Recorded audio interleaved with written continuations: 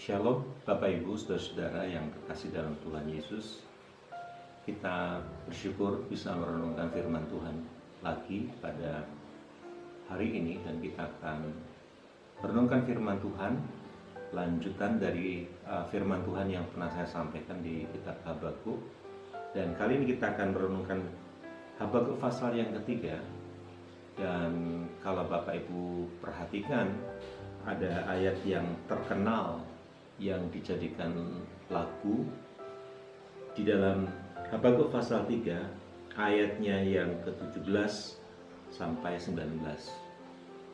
Demikian bunyi firman Tuhan: sekalipun pohon ara tidak berbunga, pohon anggur tidak berbuah, hasil pohon zaitun mengecewakan, sekalipun ladang-ladang tidak menghasilkan bahan makanan, kambing domba terhalau dari kurungan, dan tidak ada lembu sapi dalam kandang.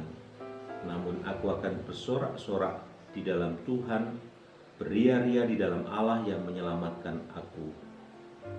Allah Tuhanku, itu kekuatanku. Ia membuat kakiku seperti kaki rusa. Ia membiarkan aku berjejak di bukit-bukitku. Kita akan berdoa. Tuhan Yesus, kami mengucap syukur untuk firman-Mu yang kami dengarkan, yang akan kami dengarkan bersama-sama. Kiranya Tuhan memimpin hamba-Nya yang menguraikan firman Tuhan ini. Kami mengucap syukur di dalam nama Tuhan Yesus. Amin. Bapak Ibu Saudara yang kasih dalam Tuhan, kita sering kali mengucap syukur kepada Tuhan atas apa yang Tuhan berikan kepada kita. Dan itu tidak sulit. Mengucap syukur atas berkat Tuhan itu tidak sulit. Mengucap syukur atas keberhasilan kita itu juga tidak sulit. Atau mudah sekali kita bersyukur atas berkat, atas kesehatan, atas keberhasilan, atas apapun hal-hal yang baik yang datang bagi hidup kita. Namun Bapak Ibu Saudara, tidak mudah mengucap syukur atas keadaan kita yang tidak kita inginkan. Misalnya kita mengucap syukur atas keadaan yang sakit, barangkali kita tidak mudah mengucap syukur ketika kita tidak memiliki berkat yang cukup, uang yang cukup, dan bahkan kita seringkali mengalami tekanan-tekanan secara batin ya. Kita bisa merasa kecewa dalam keadaan-keadaan yang sukar. Bahkan kita bisa tidak mengucap syukur seringkali dalam keadaan yang sukar. Bapak Ibu Saudara yang kasih dalam Tuhan,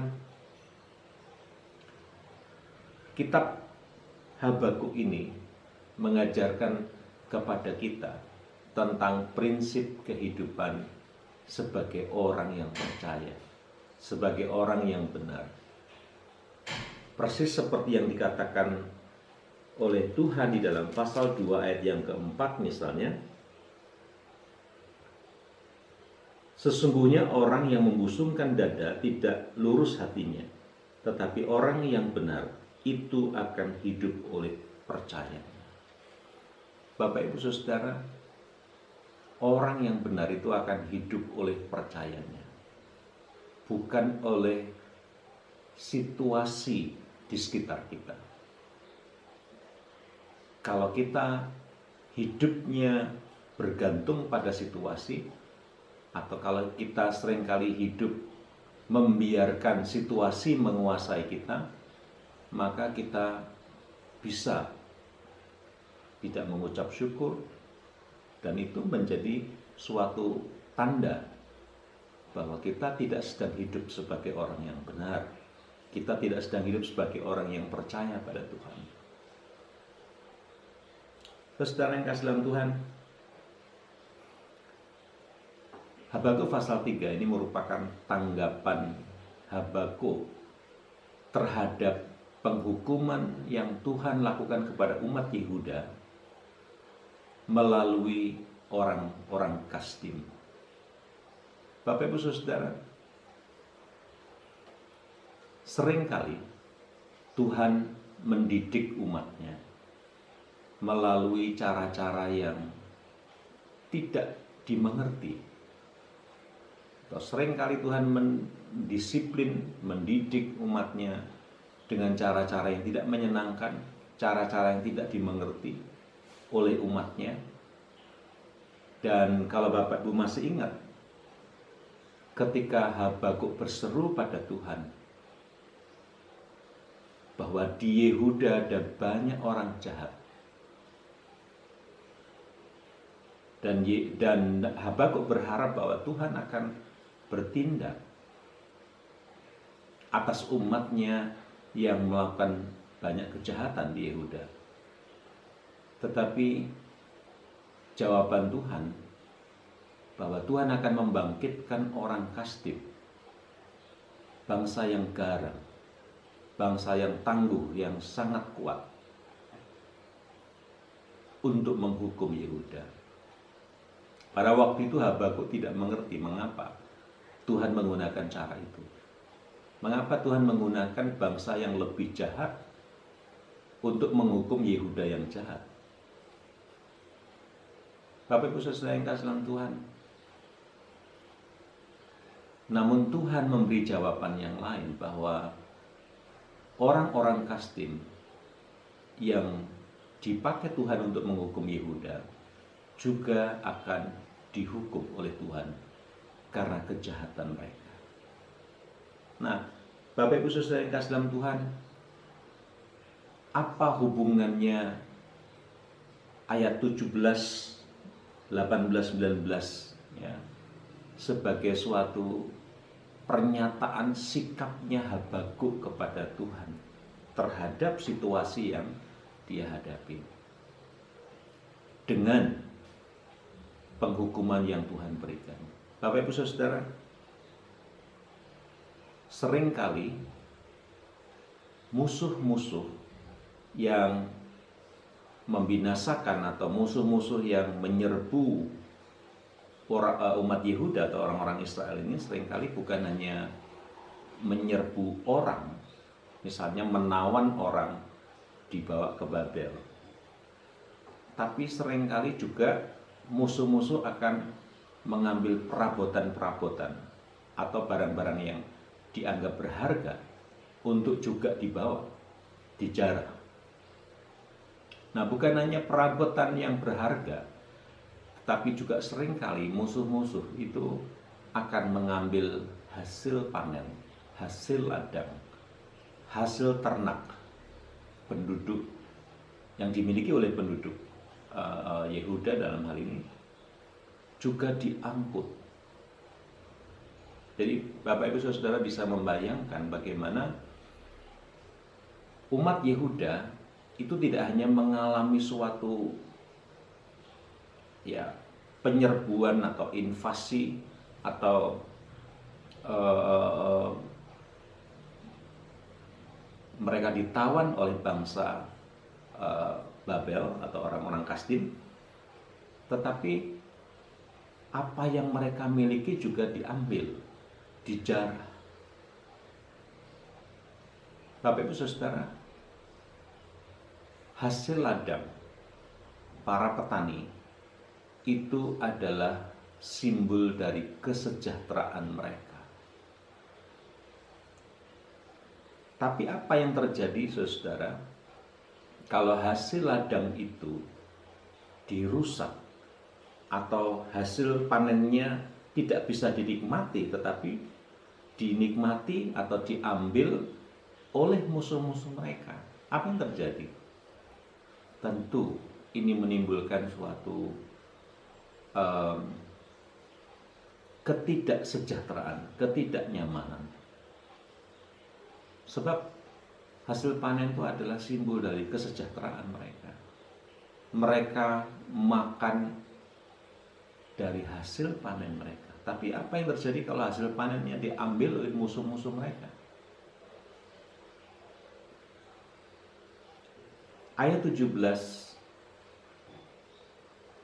merupakan suatu gambaran bagaimana orang-orang Kasdim tidak hanya menyerang orang-orang Yehuda, tidak hanya mengangkut orang-orang Yehuda menjadi tawanan mereka, tetapi juga hasil panen, hasil ladang mereka, hasil ternak mereka juga dijarah. Karena itu Habakuk prihatin dengan kondisi ini. Dan pertanyaannya, bagaimana Habakuk sebagai orang benar menanggapi tindakan itu? Bagaimana sebagai orang yang benar Habakuk menyikapi, meresponi, memandang penghukuman itu dari kacamata orang yang benar? Bapak Ibu Saudara, Habakuk memandang bahwa hasil ladang atau hasil ternak juga yang diambil oleh musuh-musuh mereka. Habakuk memandang bahwa itu adalah bagian dari keputusannya Tuhan. Pada saat yang sama Habakuk percaya Tuhan yang dia percayai adalah Tuhan yang tidak berubah kebaikannya, kasihnya. Walaupun pada saat yang sama Tuhan yang mengasihi, Tuhan yang baik adalah Tuhan yang mendisiplin umatnya karena umatnya melakukan kejahatan. Saudara, inilah pernyataan sikapnya Habakuk di dalam ayat ke-8. Saya ulangi ayat 17 dulu, baru 18. Sekalipun pohon ara tidak berbunga, pohon anggur tidak berbuah, hasil pohon zaitun mengecewakan, sekalipun ladang-ladang tidak menghasilkan bahan makanan, kambing domba terhalau dari kurungan, dan tidak ada lembu sapi dalam kandang. Ayat 18 dikatakan, namun aku akan bersorak-sorak di dalam Tuhan, beria-ria di dalam Allah yang menyelamatkan aku. Allah Tuhanku itu kekuatanku. Ia membuat kakiku seperti kaki rusa. Ia membiarkan aku berjejak di bukit-bukitku. Saudara, ini pernyataan sikap Habakuk. Pernyataan sikap bisa dikatakan sebagai ini pernyataan sikapnya orang benar. Orang yang benar adalah orang yang hidup oleh percayanya. Habakuk percaya bahwa Tuhan itu adalah Tuhan yang memberi kekuatan kepadanya. Habakuk percaya bahwa Tuhan adalah Tuhan yang menyelamatkannya, Tuhan yang memberi kekuatan kepadanya, Tuhan yang memampukan ia melewati segala situasi yang tidak baik. Ia membuat kakiku seperti kaki rusa. Ia membiarkan aku berjejak di bukit-bukitku. Ini artinya tidak ada kendala bagi Habakuk untuk bisa hidup dan menikmati melalui setiap pergumulan. Bapak Ibu Saudara, apa yang dapat kita pelajari dari renungan firman Tuhan pagi ini? Yang dapat kita pelajari adalah mari kita percaya kepada Tuhan. Sekalipun kita menghadapi segala pergumulan-pergumulan yang sukar, situasi yang sukar, mungkin kita juga tidak mengerti dengan tindakan Tuhan, kebijaksanaan Tuhan. Kita juga tidak mengerti mengapa Tuhan membuat keputusan-keputusan yang menurut kita membuat kita mengalami tidak sejahtera. Tapi ingat saudara, Tuhan tidak pernah salah. Tuhan melakukan tindakannya sesuai dengan kebijaksanaannya. Tuhan juga memiliki kedaulatan, kekuasaan untuk bertindak. Dia tahu apa yang dia lakukan.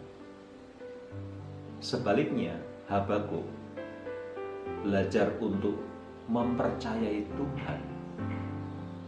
Artinya mempercayai bahwa tindakannya Tuhan itu adalah kebijaksanaannya Tuhan. Habakuk juga percaya apapun tindakannya Tuhan, tapi Tuhan akan membuatnya mampu melewati semuanya. Saudara, mari kita berharap pada Tuhan. Situasi di sekitar kita bisa berubah. Berubahnya itu bisa menjadi tidak baik, bisa menjadi baik. Kalau menjadi baik, mudah bagi kita untuk bersyukur. Tapi kalau tidak baik, ingat, kita dapat meresponi segala situasi yang tidak baik oleh percaya kita pada Tuhan. Kiranya Tuhan menguatkan Bapak Ibu Saudara untuk memandang segala situasi apapun dengan percaya pada Tuhan. Mari kita berdoa. Kami mengucap syukur untuk firman-Mu yang sudah kami dengarkan bersama-sama, supaya kami dapat belajar menyikapi segala situasi dalam hidup kami dengan percaya kepada Tuhan, menaruh harap pada Tuhan, walaupun situasinya tidak baik. Tetapi Tuhan yang sama dahulu, sekarang, dan selamanya, kasih-Nya, kebaikan-Nya, kuasa-Nya diberikan kepada kami orang-orang yang percaya. Tuhan juga yang memampukan kami melewati semuanya. Karena itu kami mau belajar untuk percaya kepada Tuhan dalam segala situasi kami. Di dalam nama Tuhan Yesus Kristus, hamba-Mu juga berdoa supaya Engkau memelihara kehidupan jemaat-Mu. Tuhan juga melindungi jemaat-Mu dari segala bencana, dari segala hal yang buruk. Tuhan melindungi, Tuhan memampukan jemaat-Mu melewati pergumulan-pergumulan mereka, sehingga mereka